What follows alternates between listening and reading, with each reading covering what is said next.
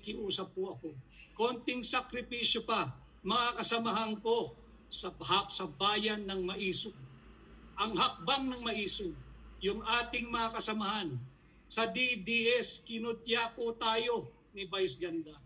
Sa lahat ng taga Mindanao, lalong-lalo na sa Davao City, sa lahat ng mga Visayas, diyan sa Visayas Region at sa Luzon, sa lahat ng Pilipino, saan man pong bahagi ng mundo, i-boycott po natin si Vice Ganda, i-boycott po natin ang McDonald's.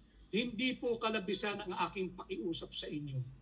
Ipakita natin ang ating pagkondena sa pambabastos ni Vice Ganda at Tatay Digong.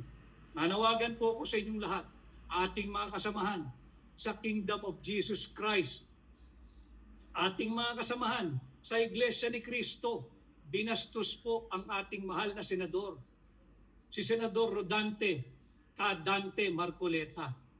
Wala naman siyang pakialam doon sa ginagawang show itong Vice Ganda. Total gusto mong magpapansin, total gusto mong sumikat, eto sa aking plataforma, higit ka pa naming pasisikatin, pati ang McDonald's.